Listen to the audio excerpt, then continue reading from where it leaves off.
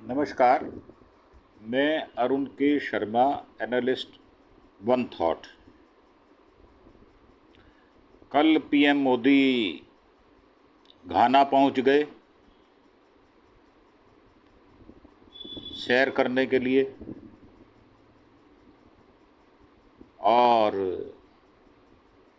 ये राजकीय यात्रा है उनकी। और घाना में उनको इसीलिए गार्ड ऑफ ऑनर दिया गया। वहाँ के जो राष्ट्रपति हैं महामा, उनके साथ द्विपक्षीय बैठक हुई और पिछले 30 वर्षों में, यानी 1995 के बाद, ये जाने वाले पहले भारतीय पीएम हैं। मतलब 95 के बाद अटल बिहारी वाजपेयी आए, 6.5 साल रहे, 10 साल मनमोहन सिंह साहब रहे और 11 साल खुद नरेंद्र मोदी को हो गए। और अब उनको होश आई, छोटे छोटे देश ढूंढ रहे हैं, 13 लाख के, 10 लाख के, 3 करोड़ के। भाई कहाँ मैं जा सकता हूँ, सर्वोच्च सम्मान मिल सकता है मुझे, तो वहाँ वो यात्रा कर रहे हैं। अब घाना के राष्ट्रपति हैं जॉन ड्रामनी महामा। उन्होंने एयरपोर्ट पर पीएम को जप्फी डाली। जप्फी डाली तो जप्फी का तो असर होगा, मोदी जप्फी डालने में एक्सपर्ट हैं। और वो ऐसी जप्फी डालते हैं कि उस व्यक्ति के लिए कभी कभी पन्नौती बन जाते हैं।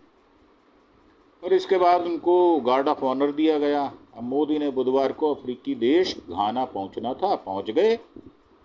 और राष्ट्रपति महामा ने राजधानी एक्रा में एयरपोर्ट पर उनका स्वागत किया। 21 तोपों की सलामी मिली भाई साहब, गिन गिन के दी है उन्होंने सलामी। और ये गार्ड ऑफ ऑनर जो है उनको दिया गया। इसके बाद मोदी होटल पहुंच गए, जहां मोदी भारतीय समुदाय के लोगों ने उनका स्वागत किया। होटल के बाहर भारतीय वेशभूषा में पहुंचे स्कूली बच्चों ने मोदी को संस्कृत में श्लोक सुनाए। पता नहीं मोदी को समझ आए नहीं आए, ये तो देखने वाली बात होगी भाई, समझ नहीं आए। अब इसके बाद घाना के राष्ट्रपति के साथ राजधानी अकारा के जुबली हाउस में द्विपक्षीय वार्ता उन्होंने की। अब 2 जुलाई से 8 दिनों के लिए 5 देशों की यात्रा पर हैं। पहला नंबर घाना का था। किसी भी भारतीय प्रधानमंत्री की 30 सालों में ये पहली यात्रा थी। अब इससे पहले 1957 में पंडित जवाहरलाल नेहरू और 1995 में भारतीय प्रधानमंत्री नरसिंहा राव तत्कालीन बतौर पीएम घाना के दौरे पर पहुंचे थे। 2 ही प्रधानमंत्री ऐसे हैं जो घाना गए हैं और तीसरे ये मोदी साहब हैं। तो रिकॉर्ड तो उन्होंने तोड़ा नहीं है कोई, वो तो पहले जा चुकी। घाना के बाद अब वो पीएम मोदी त्रिनिदाद और टबैगो जाएंगे। उसके बाद अर्जेंटीना, ब्राज़ील, फिर नमीबिया जाएंगे। 2014 से अब तक के 3 कार्यकाल में पीएम मोदी की त्रिनिदाद और टबैगो और नमीबिया में पहली यात्रा होगी। अब ब्राज़ील में ब्रिक्स समिट है, वहाँ पे जाना जरूरी है, इसलिए वहाँ जाएंगे। घाना में पीएम मोदी के पहुँचने की 5 तस्वीरें शेयर की गई हैं। प्लेन से उतरने के बाद एक बच्ची से पीएम मोदी को गुलदस्ता देकर उनका स्वागत किया गया। पीएम मोदी ने थोड़ी देर उससे बात की। घाना के राष्ट्रपति ने मोदी को रिसीव किया। इसके बाद उन्हें एयरपोर्ट पर गार्ड ऑफ ऑनर दिया गया। भारतीय मूल के लोगों का अभिवादन किया। बच्चे को गोद में लेकर उसे दुलार किया। ये फंडे होते हैं भाई साहब, जो बड़े बड़े नेता, बड़े बड़े मंत्री, बड़े बड़े इंडस्ट्रियलिस्ट होते हैं, वो गरीबों के बच्चों को ऐसे उठाकर चूमते हैं। ये नाटकबाजी चलती रहती है और ये नाटक करना बहुत ज़रूरी होता है, अच्छा लगता है सबको। तो मोदी और घाना के राष्ट्रपति जॉन महामा ने एक्रा में मीटिंग की। भारतीय वेशभूषा में बच्चों ने होटल के बाहर संस्कृत में श्लोक सुनाकर मोदी का स्वागत किया। अब ये पूछना पड़ेगा मोदी साहब से, भाई संस्कृत में जो श्लोक बोला उसका अर्थ आपको आता है, उसको समझ आया या नहीं आया, वो बाद की बात है। अब घाना में भारत का यूपीआई सिस्टम लाने पर बातचीत हो रही है। घाना में पीएम मोदी ने राष्ट्रपति जॉन महामा से मुलाकात की। दोनों नेताओं के बीच में द्विपक्षीय व्यापार और रिश्तों पर चर्चा हुई। दोनों देशों के बीच एनर्जी, खेती, डिजिटल तकनीक और वैक्सीन हब डेवलप करने के लिए क्षेत्रों में कई समझौते एमईयू साइन होंगे। भारत का यूपीआई और डिजिटल पेमेंट सिस्टम घाना में लाने के बारे में बातचीत होगी। दोनों देशों में डिजिटल लेन देन आसान हो सके, मोदी महामा एक साथ ज्वाइंट प्रेस कॉन्फ्रेंस भी करेंगे। अब पीएम मोदी घाना की संसद जो है उसको संबोधित भी करेंगे।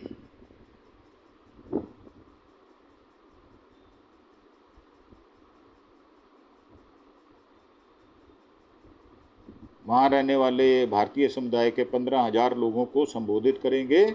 घाना के राष्ट्रपति महामा पीएम मोदी के सम्मान में स्टेट डिनर भी आयोजित करेंगे।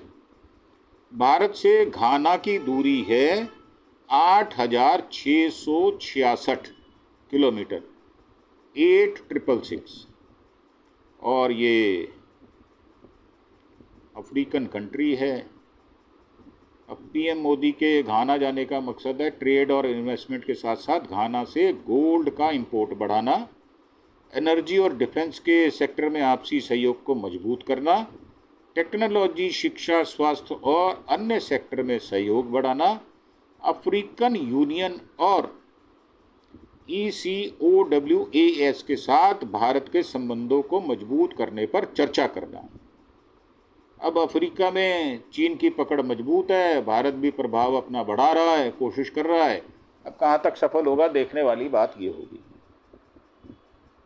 अफ्रीका में चीन ने बड़े पैमाने पर पैसा लगाकर अपना प्रभाव बढ़ाया है। वे वहाँ सड़कों, पुलों, बांधों और कई बड़े प्रोजेक्ट्स में अरबों डॉलर निवेश कर चुका है। इससे अफ्रीकी देशों पर चीन की पकड़ मजबूत हो गई है। इस वजह से भारत भी पीछे नहीं रहना चाहता और अपनी ग्लोबल साउथ नीति के तहत अफ्रीका में संतुलन बनाने की कोशिश कर रहा है। पूरी होगी नहीं होगी ये आने वाला वक्त बताएगा। भारत ने अब तक घाना में निजी कंपनियों के जरिए करीब 2 अरब डॉलर यानी लगभग 17,000 करोड़ रुपए का निवेश किया है। इसके अलावा भारत की सरकार ने भी घाना को 1 अरब डॉलर यानी 8.5 हजार करोड़ की मदद दी है। भारत ने घाना के राष्ट्रपति को घर, जुबली हाउस बनाने में भी अहम भूमिका निभाई है। इसके अलावा भारत ने वहाँ कई इंफ्रास्ट्रक्चर प्रोजेक्ट्स में भी भागीदारी की है, जिससे घाना के विकास में मदद मिली है। घाना न सिर्फ स्थिर और मजबूत हुआ है, बल्कि अर्थव्यवस्था वाला देश भी बन रहा है और निवेश के लिए भी एक बेहतरीन जगह बनता जा रहा है। 2018 में घाना की अर्थव्यवस्था का आकार लगभग 80 अरब डॉलर था, जो बढ़कर 100 अरब डॉलर से ज़्यादा हो गया है। 2024 में घाना की विकास दर 5.7% रही, जो पूरे अफ्रीका में सबसे ज़्यादा मानी गई। भारत ने घाना को 6 लाख कोविड वैक्सीन दी थी। अब याद किया जा रहा है, याद कराया जा रहा है, भैया हमने फ्री में दी थी ये। अब भारत और घाना अंतर्राष्ट्रीय मंचों पर एक दूसरे के मजबूत समर्थक रहे हैं। दोनों देश गुटनिरपेक्ष आंदोलन NAM के सदस्य हैं और संयुक्त राष्ट्र जैसे संगठनों से मिलकर काम करते हैं। घाना ने भारत की संयुक्त राष्ट्र सुरक्षा परिषद की स्थायी सदस्यता के दावे का समर्थन किया है। जलवायु परिवर्तन, आतंकवाद और अन्य वैश्विक मुद्दों पर दोनों देश एक दूसरे के साथ खड़े रहते हैं। कोविड-19 महामारी के दौरान भारत ने घाना को वैक्सीन और चिकित्सा में मदद दी थी। भारत ने घाना को 6 लाख कोविड वैक्सीन दी थी। 24,000 करोड़ का ट्रेड दोनों देशों के बीच हुआ है, भारत और घाना के बीच। अब भारत से एक्सपोर्ट हुआ 13,000 करोड़, जिसमें दवाइयाँ, कृषि उपकरण, व्हीकल, प्लास्टिक, स्टील, शराब, अनाज, कपड़ा, और भारत में इंपोर्ट हुआ 11,000 करोड़ का। तकरीबन बराबर हो गया हिसाब, बराबर।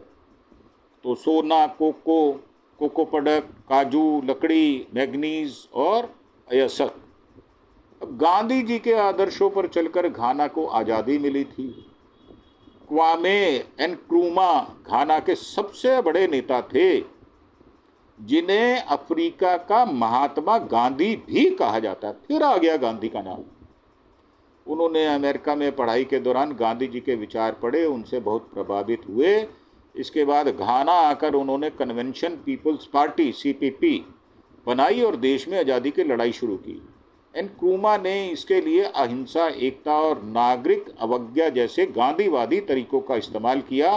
नक्रूमा का मानना था कि बिना हिंसा के ब्रिटिश शासन के खिलाफ शांतिपूर्ण आंदोलन चलाकर ही घाना आज़ाद हो सकता है, जैसा गांधी जी ने भारत में किया था। नक्रूमा ने 1950 में पॉजिटिव एक्शन नाम से देश भर में हड़ताल की अपील की। इसके लिए उन्हें जेल भी जाना पड़ा, लेकिन इससे उनकी लोकप्रियता और बढ़ गई। 6 मार्च 1957 को नक्रूमा की अगुवाई में घाना अफ्रीका का पहला देश बना जिसने ब्रिटेन से आज़ादी हासिल कर ली।